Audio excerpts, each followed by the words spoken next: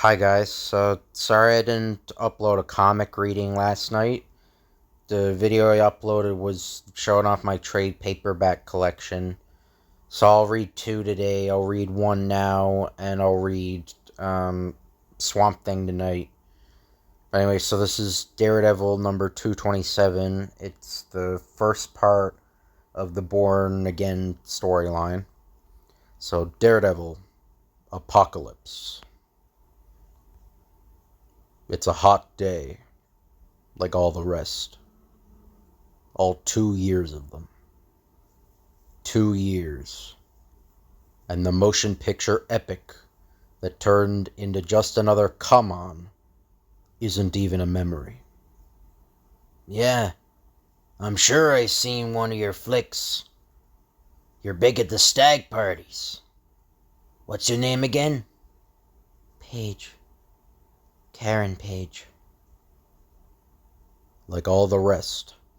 Except this one has a special glow to it.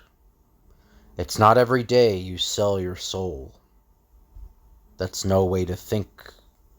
Grow up. It's the 80s. You do what you have to do. And you have to do it. Look, this is worth something. Take it to the States, and you'll get $1 million for it. Girl will say lots when she's hungry. Things I hear. Want a shot? No, didn't think so. Not a shot of booze, anyway.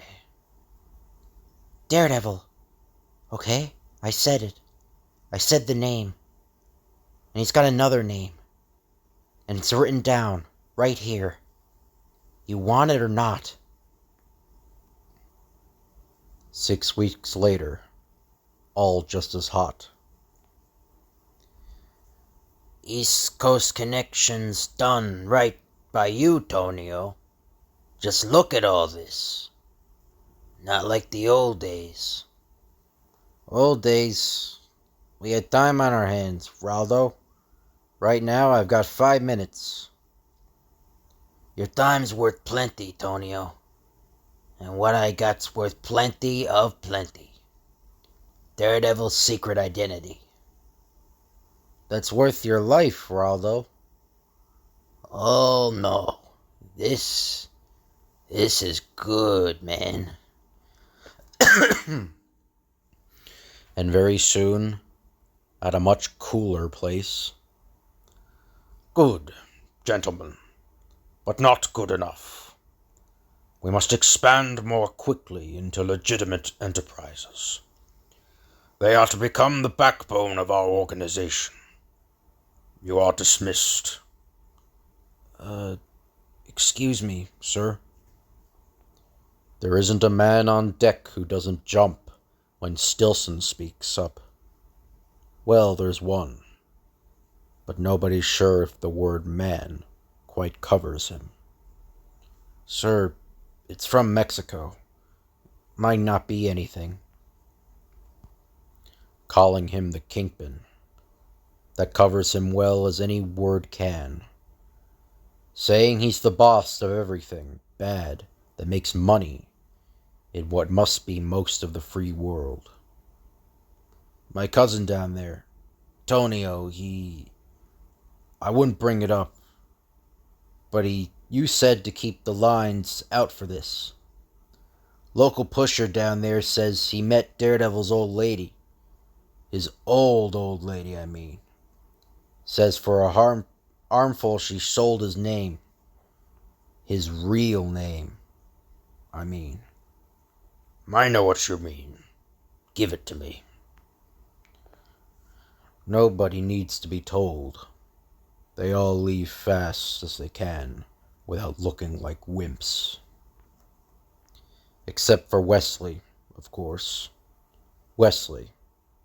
He always sticks around for any last-minute orders. Which is why everybody's so nice to Wesley. Turn the yacht back to New York. Locate everyone who has touched this envelope, or spoken to anyone who has, and await the kill order. In the meantime, I shall test the information 6 months pass. Winter hits Manhattan like an unwanted relative. Drops in with no warning and seems to stay forever. It spreads a thick white blanket that makes the city look clean for a few hours, until the snow gets stepped on and driven over and made gritty and dirty gray. Matt Murdock is blind, so he misses the prettiest morning of the year. All he gets is hissing pipes and an East Coast chill that goes straight for the bones. Matt Murdock is also Daredevil. That's why his life is about to fall apart. Stan Lee presents Apocalypse by Frank Miller and David Mazzucchelli. So the same people who made Batman Year One. Christy Shield, colors. Joe Rosen, letters. Ralph Macchio, editor. Jim Shooter, editor-in-chief. Daredevil. He rolls the name across the bruise that is his mind. Comforting, it isn't. But at least it's real. Every other part of him is so far away. I don't drink, he thinks. I didn't drink last night. This only feels like a hangover. Daredevil. A victim. That's what I am. And that's what Daredevil is. A victim of radiation that gave me superhuman acuteness of 4 senses and plunged me into a world of eternal darkness. I didn't ask for it, but I became Daredevil. I fight crime. That much I've done right with my life. I listen to the muffled beeps and bleating of a grouchy city gone grouchier. I shake 1 or 2 of the cobwebs from my brain. Why did I get up this morning? Don't have any appointments. Don't even have a job. And I better lay off crime fighting until my knuckles heal. A tiny, icy draft cuts across my lower calf, reminding me. Drafts from the mail chute. Heard the mail slip through it and hit the floor. That's what woke me up. That's why I got out of bed. It's about time for the job offers to start coming in. I read the envelopes with my fingers. The embossed ones are easy, going by the scant impression of the ink. On the others is a pain, this early in the day. Nothing with the masthead of a law firm. Word must not have gotten out yet that the hottest attorney since F. Lee Bailey is up for grabs. Amazing how long it takes for the news to circulate when you want it to. No offers. 3 bills. Something from the March of Dimes. The plastic rectangle of a cassette tape from my girlfriend. Can't be good, since she lives in town. Letter from my bank, saying they haven't received my last 2 mortgage payments. Trust them to screw up every chance they get. And a notice from Internal Revenue that my tax files are being audited, and that every penny I have is frozen until the audit is complete. All this before coffee. So, his girlfriend's Irish, so I'll try to do an Irish accent. Matt, this is Glory. I been trying to call ye for days now. Hi, Sid. This is Matt. Just got something from the IRS. You don't seem to be home much. You're never home for me, anyway. It's... What do you mean, Sid? You've been my accountant for... You can't. You can't mean this, Sid. Lying to you? Sid, my records are spotless. This may not be the best way to say this to you, Matt, and I know this is already a bad time for you. Hello? But I'm out of patience, Matt. The way you treat me, I'm through with you. Maybe if you'd let me in on what's plaguing you, but I'd appreciate you not making this all more difficult. What I'm saying is that I'd rather you didn't call me. So knock on the door. It's a subpoena, demanding my presence at a grand jury hearing, not as a witness. 1 hour uptown. Or 1 hour later uptown. You're a disease, Matthew. I'm risking my standing just by talking with you.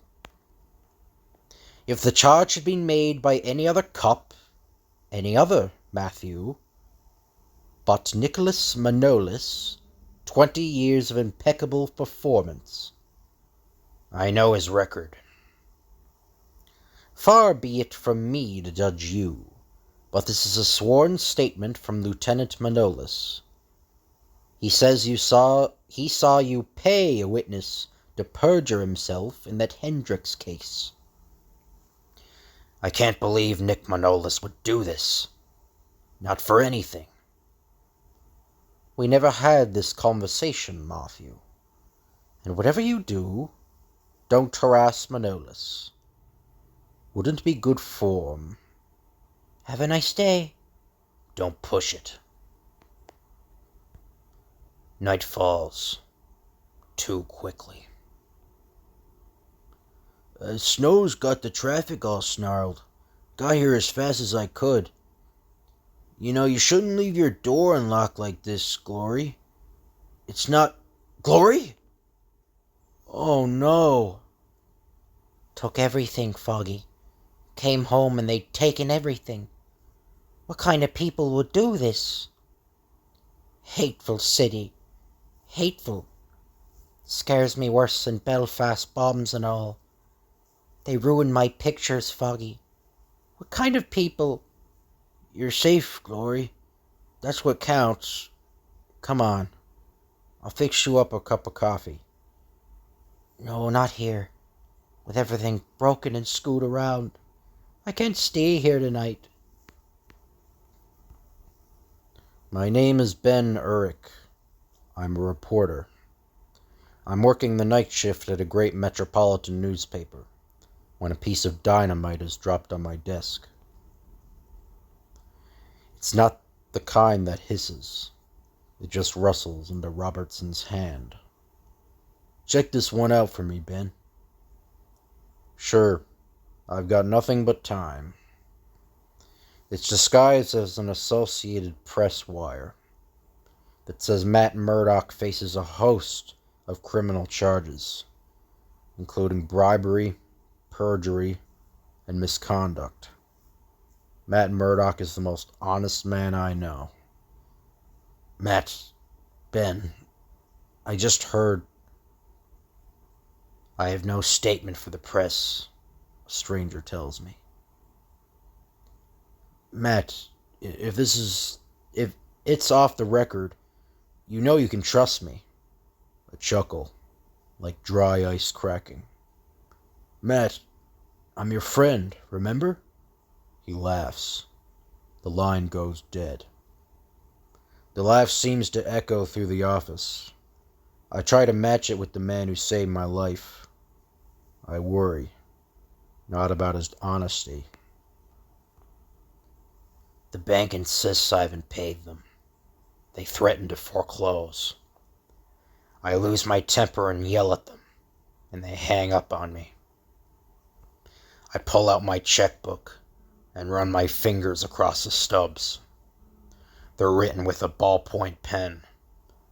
Leaves deep, easy to read grooves in the paper. I wrote the checks all right, on time, like all my bills. But there's no sign of them in my monthly statements. The bank never cashed them. Maybe they were lost in the mail. With my money frozen by the IRS, how can I? I hate money. Outside the snow has turned to sleet, trying to chip away the walls around me. Something loose and wild flows through the city. I feel my pulse quicken like a jungle drum. It's the night. I've always loved it. I grab the weight, less bundle of cloth, the only part of my life worth living anymore. The one relief I can give myself when it all gets to be too much. She greets me with a blast of wind and her endless, angry roar. She hums with power and tickles my legs with 1,000 flirting fingers. Laughs at me, blows a gust of filthy smoke in my face. Tricks me with slippery stone, rattles her windows with delight as I move across her, feeling her warmth. Getting nasty out there, huh? Boy, seems like just yesterday it was fall. Yesterday it was fall, Foggy. Suppose it was. Want some more decaf? Sure, and I'll burst if I do.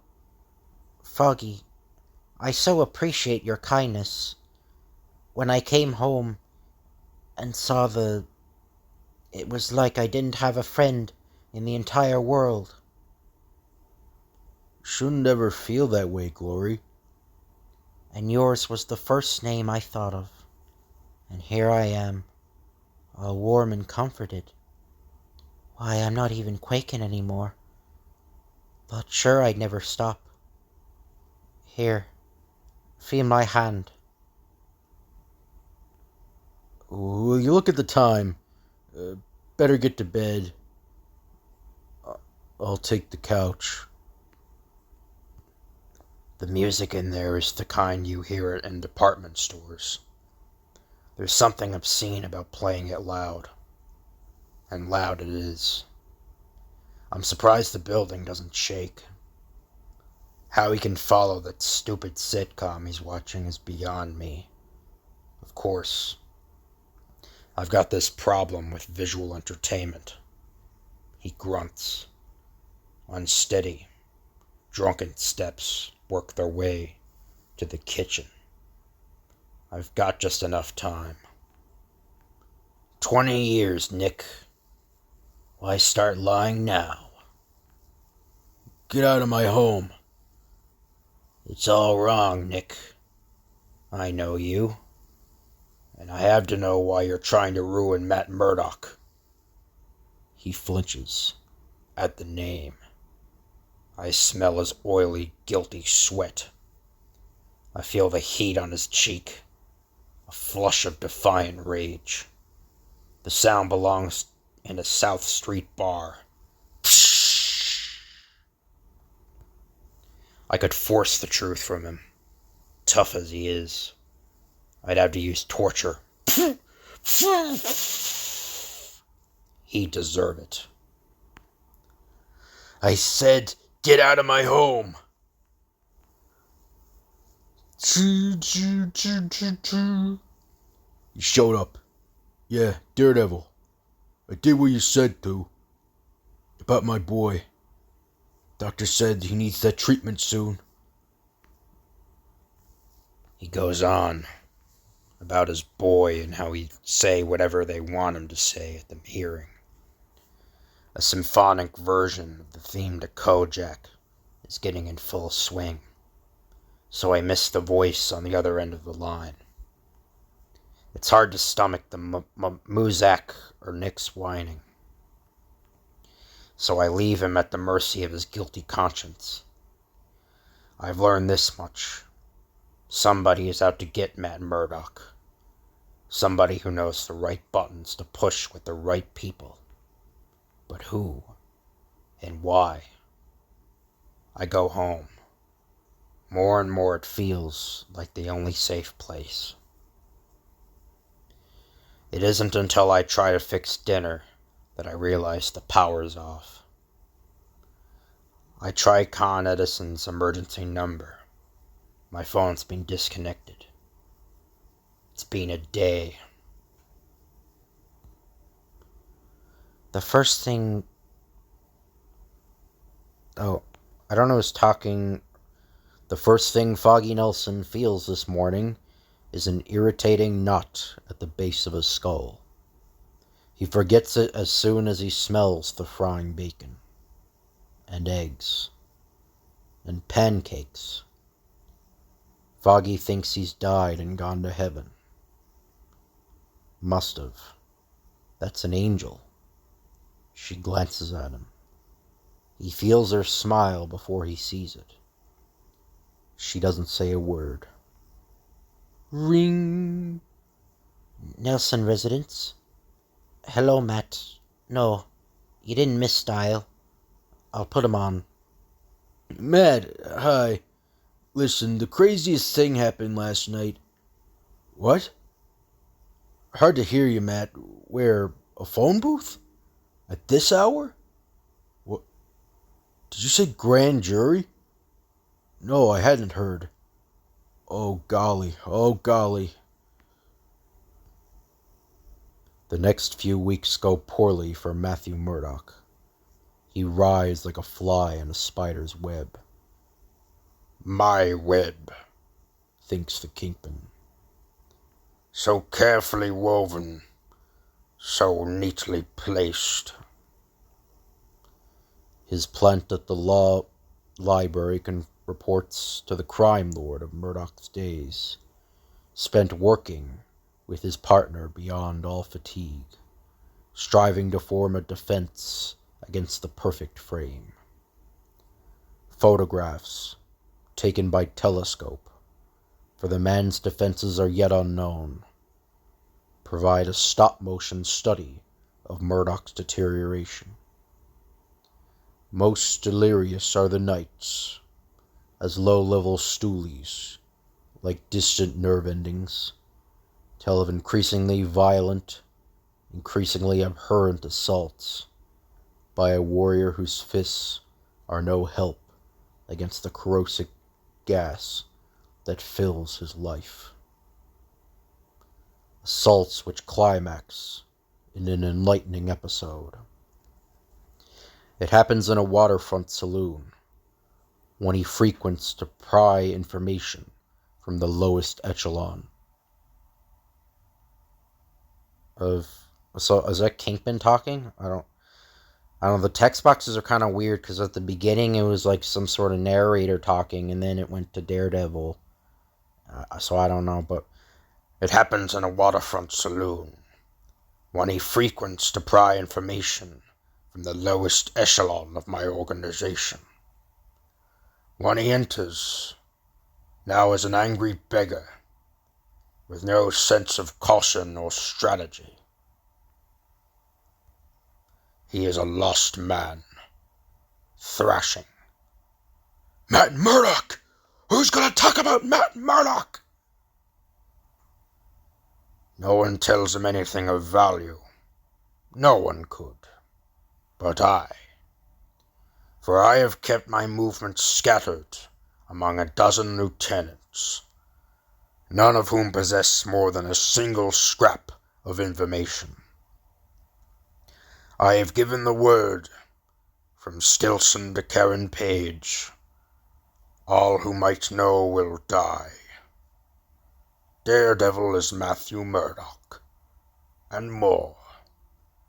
There is a rift inside him, a wedge, steadily weakening his reason, steadily driving him insane.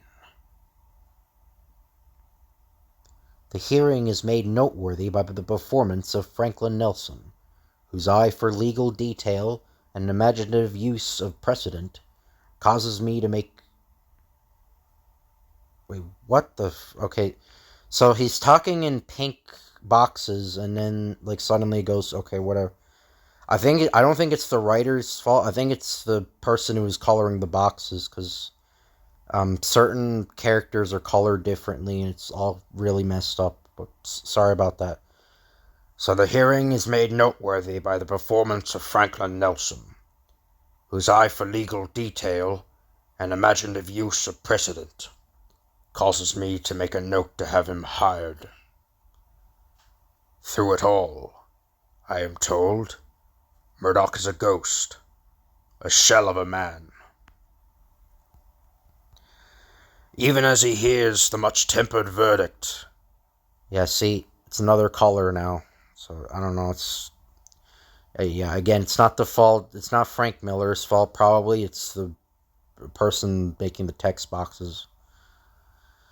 Much-tempered verdict of the court that he will not face a prison sentence, as I planned. That all he will lose is his license to practice law. Whatever reactions he has are now hidden himself, even as I suspect from himself. He faces poverty and public shame. He will be hounded by doctored tax files, deprived of his very home. Survival will become his only concern. Perhaps I will hire him, what is left of him, after a time, after he has learned how powerless he is. His talents would be valuable, and his honor would crush itself. His talent, yes. Any man so dedicated as to pretend to blindness in daily life has surely developed a range of methods and techniques that would be an asset to my enterprises. An efficacious opponent, still he intrigues me. Still I am not satisfied. I should not tamper with this. I am well positioned. I should leave him to the misery that awaits him.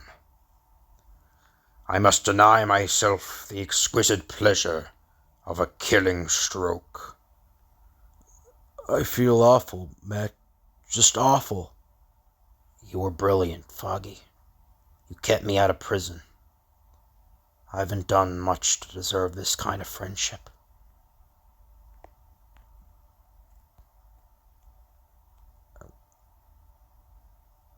What?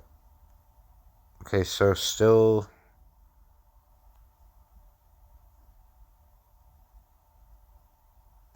I have no idea who's talking. It's... Okay, so... I'll just do the narrator voice. Never stops being hot here. But Karen Page is cold. Shaking with cold from head to foot. It streaks along her arms and legs, and her stomach lurches like an airplane engine starting.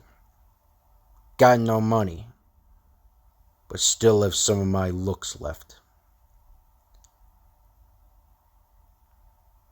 What? Oh no, so she's talking now. Yeah, the text boxes in this comic, I gotta say, are really bad. They're not done very well. The comic is very excellently written, but the dialogue boxes are really bad. I gotta say that. But got no money, but still have some of my looks left. He said that. Said I still had some of my looks. Enough for some of my looks. I'm just 25. Even as she runs, she hates herself for the name that comes to her. The man who always helped. Matt.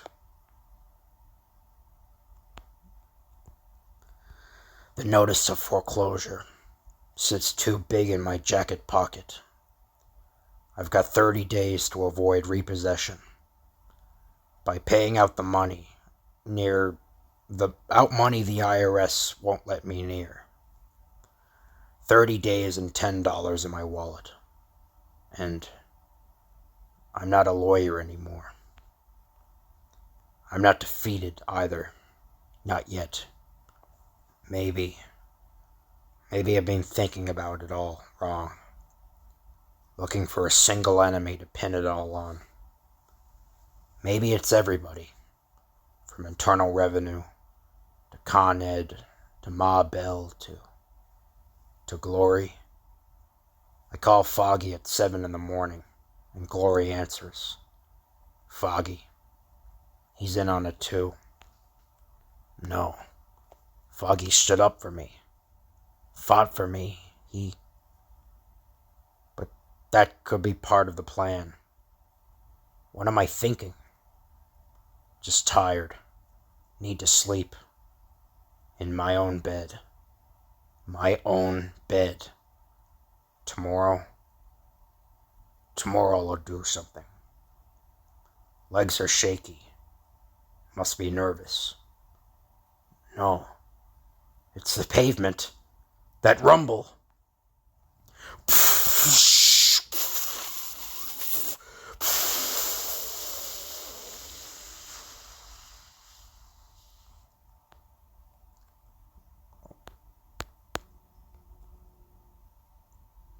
Oh, I'm sorry that just happened. Okay, whatever.